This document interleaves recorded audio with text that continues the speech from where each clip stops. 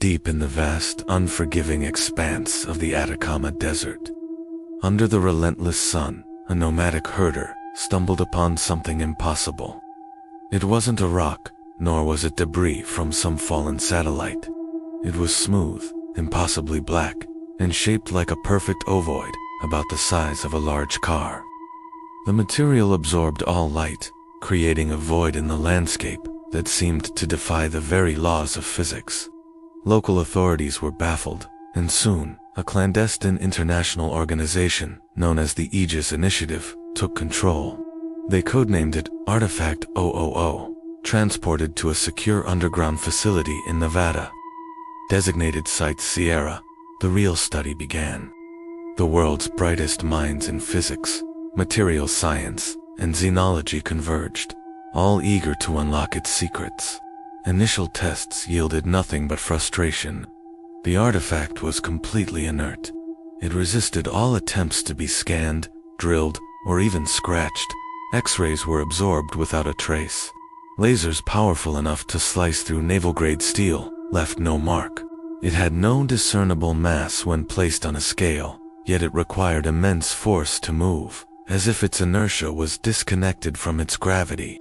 It was a physical paradox, an object that, by all accounts, shouldn't exist. For 5 years, Artifact 000 sat in its sterile containment chamber, a silent, black enigma. The team ran the same tests over and over, hoping for a different result, a sign of something, anything. The project was on the verge of being mothballed, its funding redirected to more promising avenues. The initial excitement had long since faded, replaced by a quiet sense of defeat. The artifact was simply a cosmic paperweight, a dead end. But then, on a Tuesday morning, everything changed. Dr. Iris Thorne, the lead physicist who had dedicated the last 5 years of his life to the project, was reviewing the overnight sensor readings when he noticed an anomaly. A single, hair-thin line of faint, silvery light had appeared on the artifact's surface. It was almost imperceptible, a shimmer against the absolute blackness. He zoomed in on the high-resolution cameras. It was real, a seam. It was no wider than a spider's thread, but it stretched for nearly a meter, perfectly straight. Panic and excitement rippled through Site Sierra. The artifact was not inert. It was changing. Over the next 72 hours, the seam began to grow. It lengthened, wrapping around the ovoid circumference with geometric precision.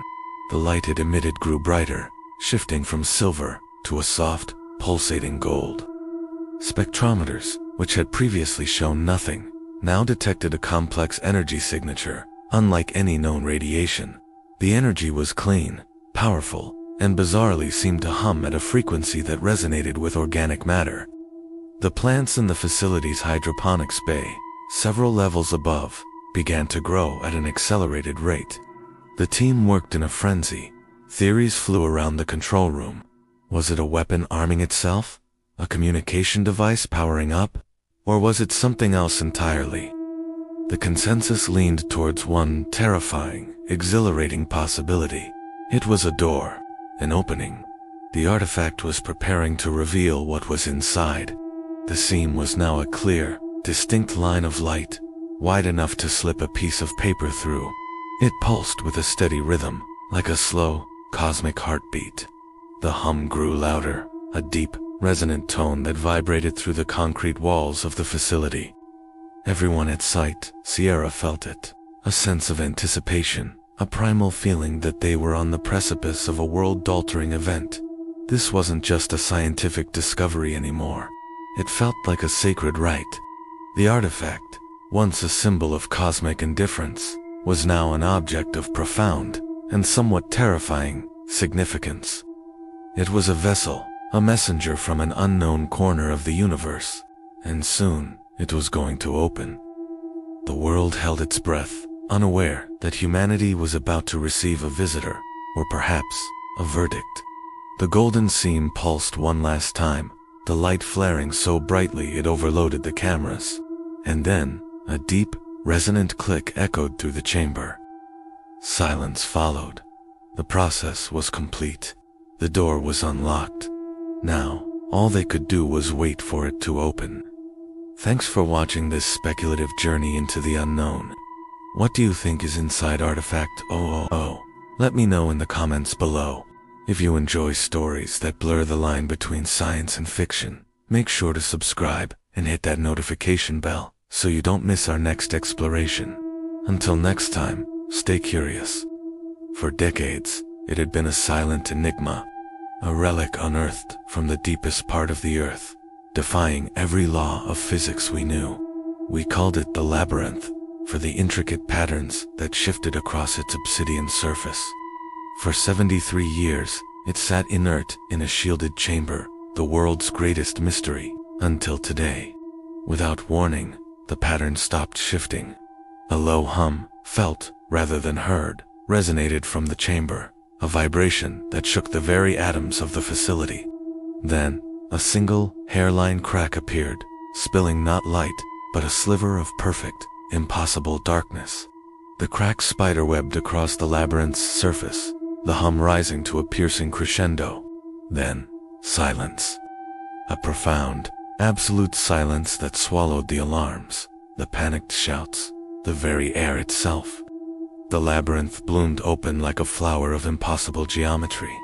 From its core, a wave of iridescent energy erupted, not with a bang, but with a silent, graceful expansion. It passed through the reinforced walls of the containment facility, as if they were mist, through the earth, and burst into the atmosphere, racing across the globe at the speed of thought. The moment the wave washed over New York, every light in the city flickered and died. Times Square went dark. In the ensuing silence, the digital billboards began to glow again. But instead of advertisements, they displayed the same alien, shifting patterns as the labyrinth. Every screen on the planet, phones, televisions, computers mirrored this change. The internet was gone, replaced by a single, incomprehensible signal. Planes fell from the sky, their systems fried. Satellites tumbled from orbit, burning like man-made shooting stars. Global communication ceased. Every nation was an island, cut off and blind. Governments collapsed into chaos as the infrastructure of modern life dissolved in an instant. But the wave did more than just cripple our technology. The sky itself began to change. Auroras, once confined to the poles, now danced over the equator in colors never before seen by human eyes. Strange weather patterns emerged, rainfall that shimmered with metallic dust, clouds that solidified into crystalline structures before shattering and falling like glass snow. The laws of nature were being rewritten, and then there were the people. A small percentage of the population, scattered randomly across the world, experienced something else entirely. When the wave passed through them, they didn't just feel a tingle. Some found they could manipulate the dead technology, coaxing the alien script on screens to form coherent, beautiful images. Others discovered they could influence the strange new weather, calming the glass storms with a gesture. A young girl in Kyoto woke to find the plants in her room had grown to engulf her apartment, weaving themselves into intricate, living sculptures at her unspoken command. The world we knew was gone. In its place was a new reality, one governed by an unknown power and filled with terrifying and beautiful impossibilities. The initial panic began to subside, replaced by a daunting question that echoed in the silent corners of every disconnected city. What had the labyrinth unleashed upon us? Was this an invasion, an awakening, or the dawn of a new, terrifying evolution for humanity? The old world had ended not with a bang, but with a silent, beautiful, and utterly terrifying wave of change. We were now living in the aftermath, adrift in a sea of mystery, and the true age of wonders and horrors was just beginning. By the time the thin seam began appearing regularly on the surface of Artifact 000, the research team had already spent more than a month attempting to understand what the object was made of. None of the tests had produced meaningful results. Lasers failed to penetrate its surface. Spectral analysis returned readings that fluctuated between materials that could not physically exist together. Even basic weight measurements varied slightly each time the object was placed on a calibrated scale. At first, the differences were small enough to blame on instrument precision. But over time, the pattern became impossible to ignore. The object's mass appeared to change when no one was touching it. That discovery alone would have justified transferring the artifact to a higher classification level. But what happened during the following week made the situation far more alarming than a simple scientific anomaly. It began with the cameras installed inside the containment vault. For decades, the facility had relied on a system of redundant recording devices to monitor experimental materials stored in high-security areas. The vault containing Artifact Uno was no exception. 4 cameras were mounted along the ceiling corners of the room, each pointing toward the steel table where the object rested. These cameras recorded continuously 24 hours a day, storing the footage inside a secure archive monitored by technicians in another wing of the facility. For the first 32 days after the artifact's arrival, the footage showed nothing unusual. The room remained perfectly still under the sterile glow of overhead lighting. But once the seam began appearing on the object's surface, subtle changes started emerging in the recordings. At first, the technicians reviewing the footage noticed a slight variation in the lighting conditions around the artifact. The room appeared darker for brief moments, even though the electrical system showed no fluctuation in power. The shadows cast by the tables shifted slightly between frames, as if the position of the lights had moved by a fraction of an inch. These distortions were initially dismissed as camera calibration errors, but within a few days the anomalies became harder to explain. One recording captured the steel table vibrating for less than a second, while the artifact remained completely motionless on top of it. Another showed a faint ripple passing across the surface of the floor tiles, as though something beneath them had briefly shifted. None of these events lasted longer than a moment. Yet every disturbance occurred during the same narrow window of time between 3:02 and 3:04 in the morning, the exact moment when the seam appeared on the artifact's surface. The technicians analyzing the recordings eventually slowed down the footage and aligned multiple nights side by side to examine the pattern more closely. What they discovered unsettled even the most experienced members of the research team. The seam was not just appearing on the artifact. It was opening, slowly. So slowly that it could only be measured when comparing recordings taken days apart. In the earliest footage, the line was barely visible, but by the end of the week it had become long enough to stretch halfway across the object's surface. Even more disturbing was the way the seam behaved when it appeared. Instead of opening like a crack in metal or stone, the line seemed to pull the surrounding darkness inward. Light near the seam bent slightly toward the opening before disappearing into it entirely. The effect resembled a shadow folding into itself. When researchers attempted to analyze the frames using light mapping software, the results suggested that the seam did not simply absorb light. It removed it, as if the opening leads somewhere beyond the space inside the vault.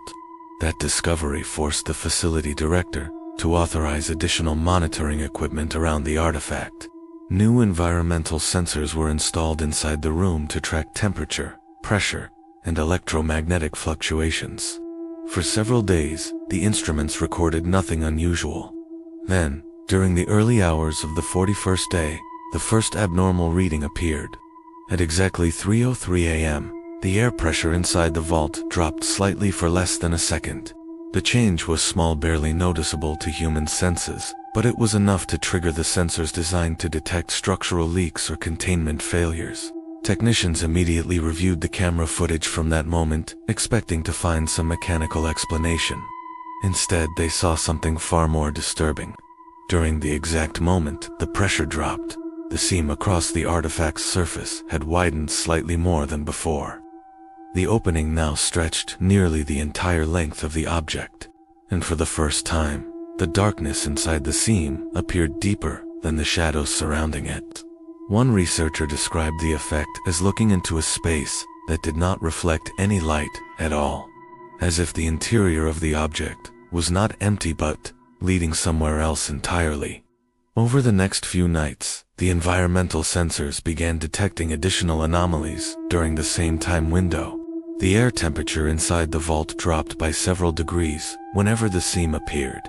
The electromagnetic field around the object fluctuated unpredictably, and on 2 separate occasions, the pressure inside the room changed again, this time rising slightly before returning to normal. When technicians plotted the pressure readings on a graph, the pattern resembled something unexpected. The air inside the vault was moving in and out of the room in short bursts, almost like breathing. At first, the idea sounded absurd. Vaults do not breathe. Objects do not inhale air. But the pattern continued, repeating every night at exactly the same moment. Pressure drop, pressure rise, pressure drop again. Each cycle lasted less than 3 seconds before the sensors returned to normal readings. And each time, the seam on the artifact grew slightly wider. Eventually, the research team realized the fluctuations were not random. They were synchronized with the opening of the seam itself. Something inside Artifact 000 was drawing air toward the opening whenever the seam appeared, pulling the atmosphere of the vault inward for a brief moment, before releasing it again, as though the object were testing the environment outside its surface.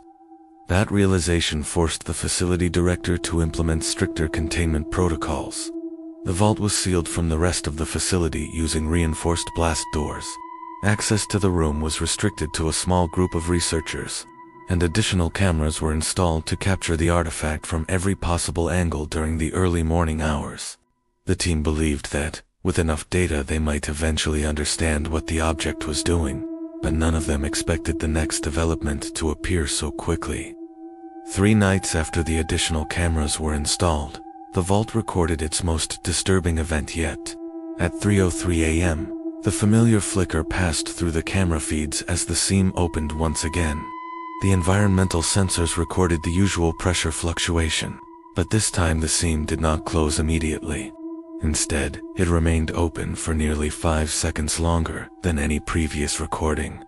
And during those 5 seconds, the cameras captured something inside the opening that had never appeared before. Movement. Not mechanical movement. Not a shifting shadow. Something else entirely.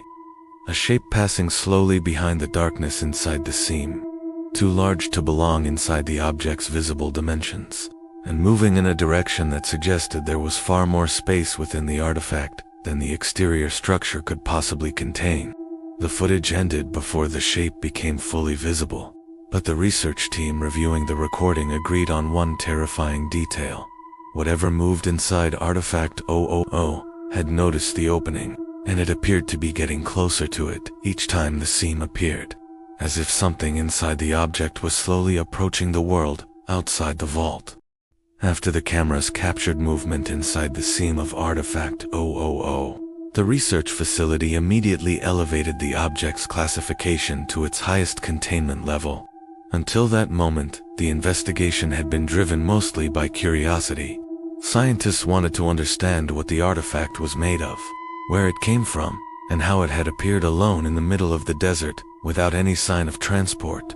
But once the footage revealed something moving inside the opening, the focus of the project changed completely. The question was no longer what the object was. The question had become far more urgent. What was inside it? The first step in answering that question was to analyze the interior of the seam using remote instruments, because the opening only appeared briefly during the early morning hours. The team installed a series of high-speed optical scanners, designed to activate the moment the seam became visible. The idea was simple: capture as much information about the interior space as possible during the few seconds it remained open. If the artifact truly contained something moving inside it, the scanners might be able to determine the size and structure of that space. For 2 nights, the system recorded nothing more than darkness. Each time the seam appeared, the scanners fired pulses of light into the opening and measured the reflections bouncing back. But the data returned incomplete results. The signals seemed to disappear into the seam without reflecting properly. According to the instruments, the interior space did not behave like a closed container at all. Instead, the light pulses traveled far beyond the expected dimensions of the artifact, before fading entirely. The measurements suggested something impossible. The inside of the object appeared to extend several meters beyond the boundaries of its exterior surface. At first, the researchers believed the scanners must be malfunctioning, but when they repeated the measurements using different instruments, the results remained the same. Every scan suggested that the interior space within Artifact 000 was far larger than the physical structure containing it. One technician compared the readings to the way reflections behave when shining a flashlight into a long tunnel, except the artifact was only the size of a suitcase. There should not have been enough internal volume for light to travel more than a few centimeters before hitting a surface. Yet the sensors consistently recorded distances that extended far beyond the object's visible shape.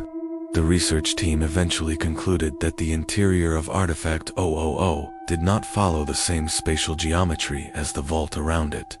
In other words, the space inside the object might not exist entirely within the same physical dimensions as the outside world. The artifact was behaving less like a container and more like an opening, a doorway, leading somewhere else. That theory became even more disturbing when the technicians examined the footage, showing the shape moving inside the seam. By enhancing the frames where movement had appeared, they managed to isolate several moments where the shadow passed behind the opening. The object within the darkness was enormous compared to the size of the artifact itself. Judging by the speed and scale of its movement, whatever existed inside the seam could not possibly fit inside the external structure. It was too large. Far too large. Yet it was there. The researchers began referring to the phenomenon as the internal space, a term used in the official documentation to describe the environment existing beyond the seam. Several theories were proposed to explain how such a space could exist within such a small object. One suggested that the artifact might contain a compressed pocket of dimensional space and area, physically disconnected from the surrounding environment, but accessible through the seam. Another theory proposed something even more unsettling, that the artifact was not containing the space at all. Instead, it was simply anchoring an opening into it. If that theory was correct, the object discovered in the desert might not be the source of the anomaly. It might be a door handle. To test whether the internal space could interact with the outside environment, the research team prepared a simple experiment. A thin fiber optic probe was mounted above the artifact's surface, positioned so that it would automatically extend toward the seam the moment the opening appeared. The probe contained a microscopic camera designed to capture whatever lay beyond the darkness inside the object. At 3:03 a.m., on the 45th day, the seam appeared again. The probe activated instantly, extending a few centimeters toward the opening before stopping just at the edge of the seam. For the first time since the investigation began, the camera inside the probe transmitted live images from inside the artifact. At first the screen showed nothing but darkness. Not the darkness of an unlit room, but something deeper, an absence of visible light that made it difficult for the camera sensor to adjust its exposure. Gradually the image began to resolve. Shapes appeared within the darkness. Not walls or surfaces, but something more abstract. Large structures, stretching across the frame at impossible angles, fading in and out of visibility, as though the camera was struggling to interpret their true shape. The space inside the artifact looked vast. Vast in a way that felt completely disconnected from the small room containing the object. The probe remained active for nearly 3 seconds before the seam began closing again. But during those 3 seconds, the camera captured a final image that forced the entire research team to stop the recording and replay the footage several times. Something inside the internal space had moved again. The shape passed across the camera's view slowly, blocking what little light the probe had managed to produce. It was too large to fit entirely within the frame. Only a portion of it became visible, something curved, smooth, and darker than the surrounding void. The movement lasted less than a second before disappearing deeper into the darkness. But the most disturbing detail came from the motion sensors embedded in the probe itself. According to the instrument readings, the object inside the seam had not simply passed near the camera, it had moved toward it. The researchers immediately compared the new footage with earlier recordings from the vault cameras. The pattern was becoming clear. Each time the seam opened, the movement inside the artifact occurred closer to the opening than before. Whatever existed within the internal space was slowly approaching the seam, and judging by the distance measurements collected from the scanners, it still had a long way to travel before reaching the opening completely, which meant the artifact might remain closed for weeks, or even months, before whatever lived inside it finally reached the surface. But the research team had already noticed something else about the pattern that worried them even more than the approaching movement. Each time the seam appeared, it stayed open slightly longer than before, as if the artifact itself was gradually learning how to keep the door open. In the heart of the Atacama Desert, under a sky so clear it feels like a window into eternity, sits the Alma Observatory. But deep within its archives, a different kind of window was about to be pried open. For years, artifact designation AL-77B was just another curiosity, a smooth, obsidian-like object recovered from a meteorite crater decades ago. It was inert, unresponsive, and catalogued simply as an anomalous geological formation. But Dr. Eris Thorne, a linguist turned xenophysicist, saw something others had missed. He believed the intricate patterns etched across its surface weren't just random crystalline structures. He thought they were a language. For 3 years, Thorne and his small, dedicated team bombarded AL-77B with every signal imaginable: radio waves, microwaves, sonic pulses, even light patterns. Nothing. The object remained stubbornly silent. Funding was drying up, and the project was on the verge of being shut down. It was during one final, desperate attempt that everything changed. Dr. Lena Petrova, the team's quantum engineer, suggested something radical. Instead of broadcasting asterisk at asterisk it, she proposed using a quantum entanglement generator to create a superpositional state asterisk around asterisk it, essentially asking the artifact a question in a language that predates matter itself. They ran the sequence. For a moment, the lab was filled with an almost imperceptible hum. Then, silence. Disappointment settled over the team. Another failure. As they began powering down the equipment, a junior technician, glued to his monitoring station, shouted. A single razor-thin line of light had appeared on the surface of a L-77B. It wasn't a reflection.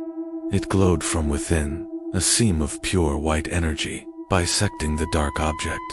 The team watched, breathless, as the seam pulsed. It wasn't random. It was a rhythm, a beat, a message. Thorne and his linguistic software went into overdrive. The pulses were complex, layered, containing mathematical constants, prime numbers, and something else. Something that felt biological, like a heartbeat. As they worked, a new alert screamed from the observatory's deep space sensors. An anomaly had appeared at the edge of the solar system, near the Oort cloud. It was massive, far larger than any known planet or comet, and it wasn't just passing through. It was on a direct course for Earth. The realization hit them like a physical blow. The artifact wasn't just talking, it was responding.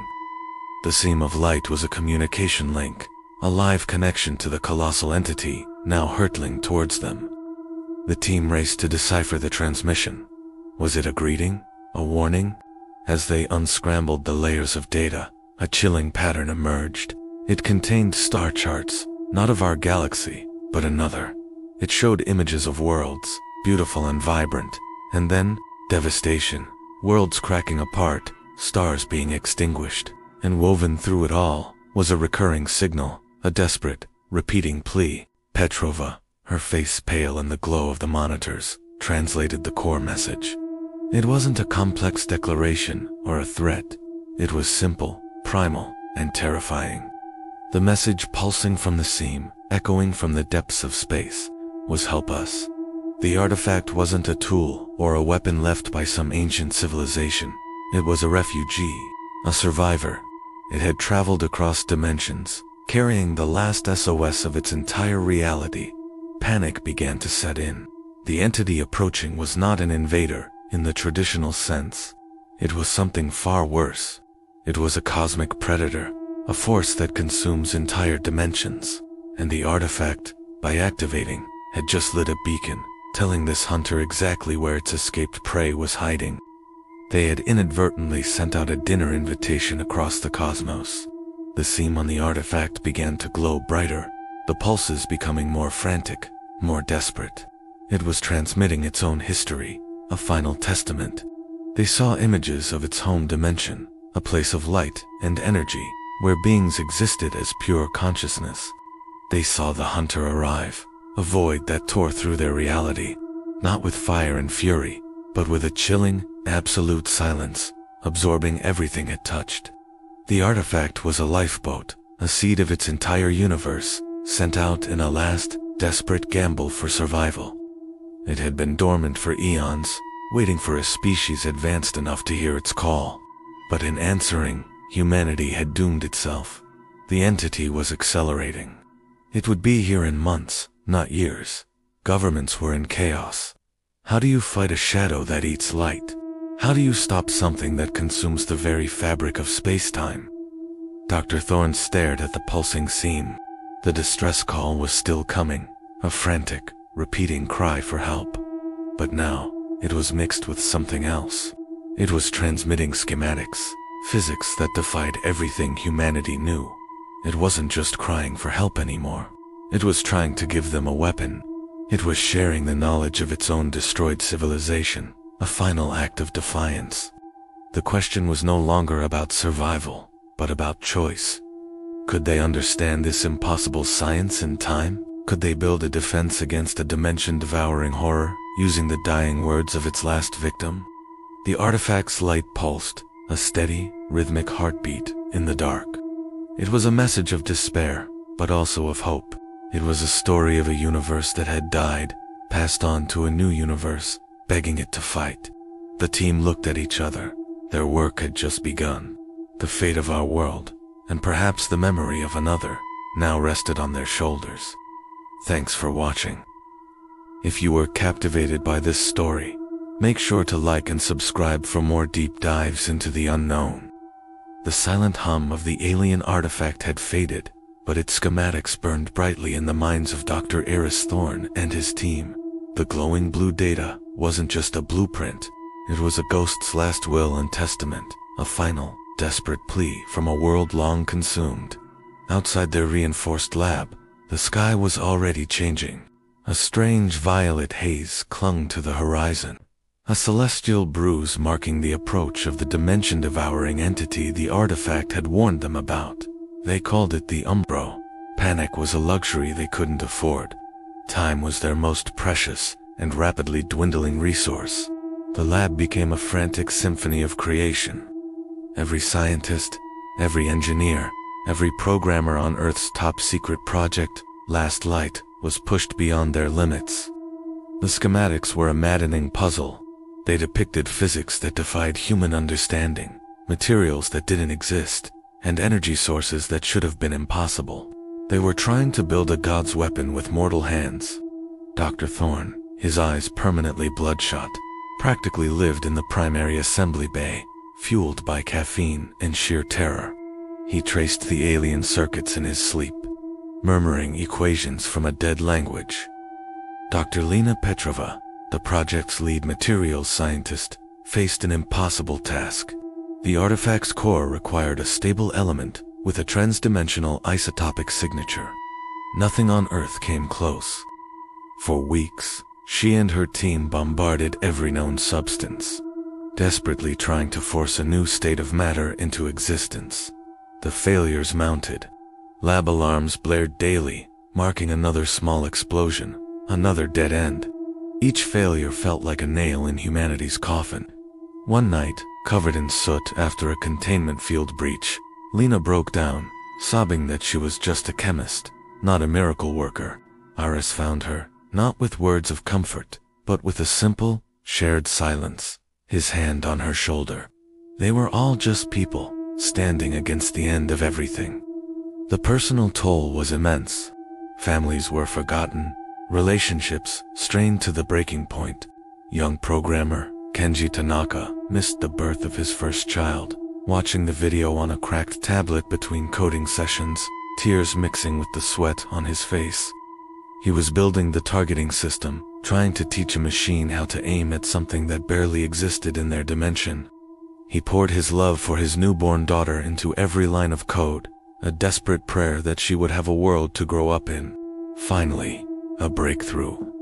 Lena, inspired by a strange resonance pattern in the umbral's own energy signature, realized they weren't supposed to create the material from scratch. They had to harvest it. They had to draw in the very energy of the enemy, refine it, and turn it back against itself. It was cosmic judo, a terrifyingly elegant solution. The risk was catastrophic. If they failed to contain the energy, they would create a gateway for the umbral, right in the heart of their facility. There was no debate. They had no other choice. They retrofitted a particle accelerator into a dimensional siphon. As they powered it up, the entire facility groaned. Lights flickered, and the air crackled with static. A pinprick of violet light, darker than any shadow, appeared in the containment chamber. It pulsed, alive and hungry. The team worked feverishly, stabilizing the field, drawing off infinitesimal amounts of the umbral's essence and forging it, atom by agonizing atom, into the weapon's core. The day the weapon was finished, no one celebrated. They called it the Echo. It was a massive, skeletal spire, a lattice of polished alloys and alien circuitry, all converging on the now stable, softly glowing heart they had bled to create. It stood in the Nevada desert, pointing at a sky that was now a sickening, permanent twilight. The umbral was close. It wasn't just a haze anymore. It was a presence, a formless, countenance-sized shadow, blotting out the stars. A psychic pressure bore down on the planet, causing mass hysteria and despair. Eris and Lena stood at the master console in the control bunker. Through the armored glass, they watched the Echo, humanity's last, desperate scream, into the void. The final activation sequence required a human touch, a consciousness to guide the initial energy burst. The biofeedback systems were linked directly to the operator's neural pathways. Eris had always known it would be him. Lena argued, pleaded, but his decision was absolute. "It spoke to me first," he said softly. "This is my burden to bear." He strapped himself into the command chair, a network of wires connecting to a helmet. On the main screen, the umbral filled the view, a swirling vortex of non-existence. He took a deep breath, looked at Lena, and gave a small, sad smile. "For the world Kenji's daughter will inherit. Fire it up." Lena initiated the sequence. Eris screamed as a universe of alien knowledge and the weapon's raw power flooded his mind. He saw the birth and death of the civilization that built the artifact. He felt their terror, their sacrifice. He saw the umbral not as a monster, but as a cosmic force of nature, a universal constant of entropy. And in that moment of terrible clarity, he understood. You don't kill a hurricane, you redirect it. Through the link, he didn't just fire the Echo. He sang with it. He used its transdimensional power not to create a destructive beam, but a resonant frequency, a harmonic wave tuned to the very fabric of space-time. A brilliant white light erupted from the spire, not striking the umbral, but enveloping it. The world held its breath. There was no explosion. Instead, the great shadow in the sky began to fold. It wasn't being destroyed. It was being moved, shunted, pushed into a different causal stream, a dimension parallel, but forever separate from their own. The violet sky tore open, revealing the brilliant blue they had thought was lost forever. The psychic pressure vanished, replaced by the warmth of a sun they had not truly felt in months. In the control bunker, the alarms blared one last time before falling silent. Eris slumped in the chair, unconscious, a trickle of blood running from his nose. He had survived. They had all survived. Lena rushed to his side, her tears this time not of despair, but of overwhelming, impossible relief. The Earth was safe. Humanity had faced the abyss and, with a ghost's guidance and their own unbreakable spirit, had forced the abyss to blink. A new dawn was breaking. After scientists discovered the repeating distress signal, the entire atmosphere inside the research facility changed. What started as a controlled scientific study was now something much more tense, much more uncertain. The fact that the artifact was sending a structured signal meant only two things were possible. Either something intelligent was trapped inside that internal space, or something was trying to lure them in from the outside. Neither thought made anyone feel comfortable. For the next few days, the team focused on recording and decoding the pulses. Every time the seam appeared, the microphones captured new sequences of the signal. At first, the pattern was simple, just 3 pulses, over and over. But slowly, it began to change. More pulses appeared between the pauses, forming longer sequences that looked like fragments of code.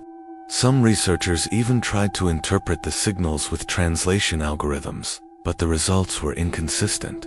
The software couldn't assign any clear meaning, but one detail stood out in every single recording. The signals were getting stronger. Each time the seam opened, the vibration amplitude increased just slightly. It was so subtle, it might have gone unnoticed without careful measurement. But when they compared recordings across several nights, the trend was undeniable. The pulses were growing louder. This suggested that whatever was inside that internal space was getting closer to the opening. At the same time, the seam itself was behaving in ways they'd never seen before. Instead of appearing for just a few seconds, the opening started staying visible for nearly half a minute. The thin, glowing line across the artifact's surface widened slightly with each activation, revealing more of the darkness beyond. And each time it opened, the cameras inside the vault recorded movement within that darkness. The shape that had once appeared only briefly in the background was now visible almost every time the seam appeared. It moved slowly, its enormous silhouette passing across the opening like something drifting through an ocean of black. The most disturbing part, the shape was no longer distant. It was approaching the seam directly. Several members of the research team began to argue that the artifact should be moved into a more secure containment chamber, but others warned that moving it might disrupt whatever mechanism controlled the opening. If the artifact truly was a doorway, moving it could destabilize the connection entirely. In the end, the team decided to continue monitoring the object, rather than risk interfering. That decision would soon prove to be the last one they would make before everything changed forever. At 3:12 a.m., on the 61st day of containment, the seam appeared again. But this time, something was immediately different. Instead of a thin line, the seam opened wider than it ever had before. The glow along its edges intensified, casting a faint reflection on the metal walls of the vault. Inside the opening, the darkness seemed deeper, so dark that the cameras struggled to focus. The microphones instantly started recording the signal again, but the pattern had changed completely. Instead of 3 slow pulses, the speakers now emitted a rapid sequence of vibrations that filled the room with a low humming sound. It no longer sounded like a distress call. It sounded more like something powering up. Inside the opening, movement appeared immediately. The dark shape that had been approaching for weeks was now directly behind it. For the first time, the cameras captured a clear outline of part of the entity. The structure was enormous, far larger than the artifact itself. A smooth, curved surface passed slowly across the opening, followed by another segment that looked almost like a joint connecting to massive sections. It was impossible to see its full form, but the scale alone made the researchers realize something terrifying. The internal space wasn't empty. It contained something larger than the vault itself. As the entity moved closer, the seam began to widen even further. The glow stretched across the artifact's surface, forming a crack several centimeters wide. For the first time, the darkness inside the object appeared deep enough to have depth, a vast interior stretching far beyond the object's boundaries. The entity moved again, and the signal from the microphones suddenly stopped. The humming vibration vanished, leaving only silence. For several seconds, nothing happened. Then, the cameras recorded something that none of the researchers would ever be able to explain. From within the darkness of the opening, something extended outward. At first, it looked like a shadow reaching through the seam. But as it pushed further into the vault, the cameras adjusted and revealed its true shape. It was smooth and curved, like the structures seen earlier, but this part was smaller, thin enough to fit through the widening crack. The shape moved slowly, carefully, as if testing the environment. It extended several centimeters into the vault before stopping completely. Every instrument in the room recorded a sudden spike in electromagnetic activity at that exact moment. And then, the shadow moved again. This time, it didn't stop. It continued forward. The last recording from the vault cameras showed the shape emerging further from the opening, unfolding slightly as it entered the room. The artifact itself remained perfectly still. Its surface split open just wide enough for the extension to pass through. The darkness inside remained visible behind it, endless, silent, waiting. At 3:13 a.m., the vault cameras abruptly lost signal. The final frame captured before the recording ended showed the artifact still open, and the shape from inside it beginning to pull the rest of itself through the door. Subscribe to Tales of the Dark, where every story gives you a nightmare.